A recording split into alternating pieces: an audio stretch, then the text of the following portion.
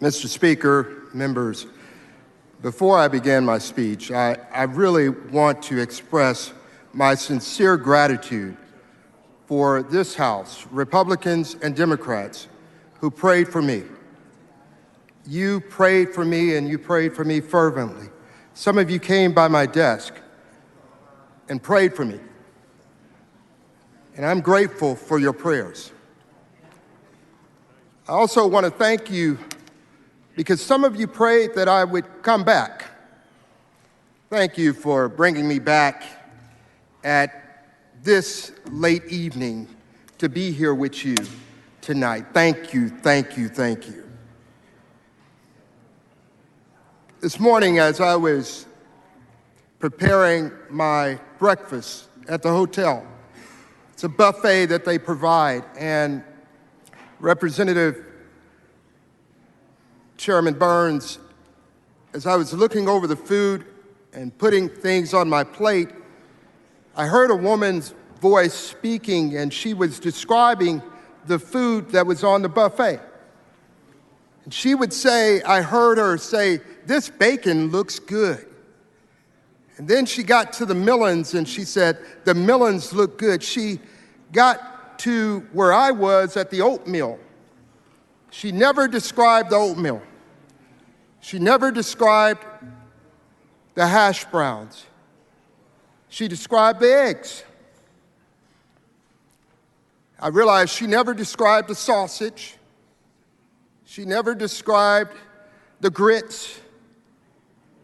She only described the things that she saw to mention to the person who was with her.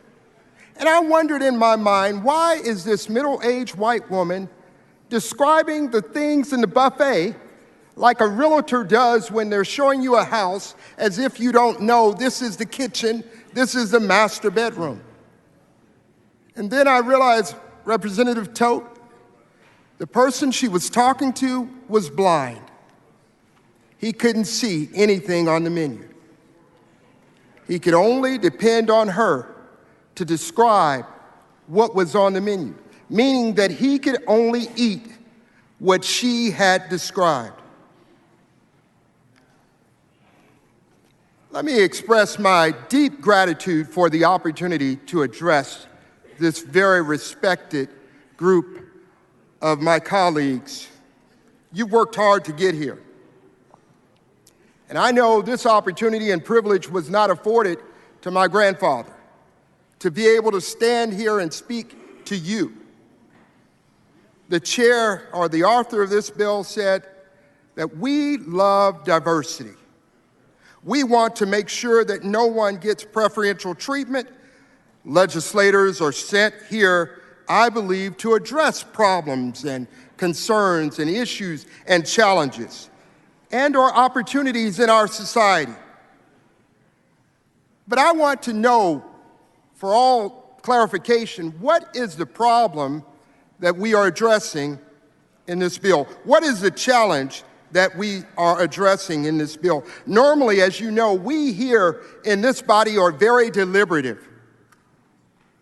We don't respond quickly to issues like Uvalde and Allen, Texas, El Paso, Santa Fe. We don't respond without being very thoughtful. That said, how long has DEI been a problem? When did it become a problem? What group or advocacy group came before this body or members to say DEI is a problem? This bill says we must close DEI offices.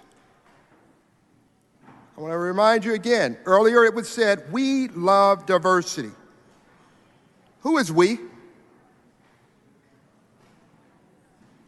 What is your definition of love? Meaning, how do you show love? What is your definition of diversity? What groups are included in diversity to you? Same old, same old. I implore you to ask, do you perceive DEI as an intentional program? Our Sergeant of Arms of this very House, is the epitome of DEI. And she is exceptionally qualified. But she is not the first woman to have been more than qualified to be Sergeant of Arms. No progress without being intentional. Racism in our past was intentional. Integrity must be intentional.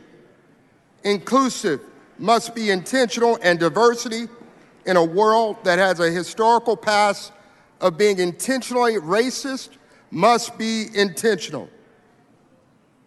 You know, intentionality will make you consider other people. Consider that there's sausage on the buffet too. Consider that there are grits on the buffet too. Being intentional will make you listen even when you don't agree with a person who is addressing you. How many constituents live in your districts are black? The speaker, whom I have a huge respect for, stated at the time he was campaigning for speakership, and I quote, "In Texas, we set politics aside and we work for the benefit of all Texans. Leadership," he said, "must be diverse. It must look like Texas and give a meaningful voice to the different people from across the state." Imagine a voice that would not have to beg or plead to be heard.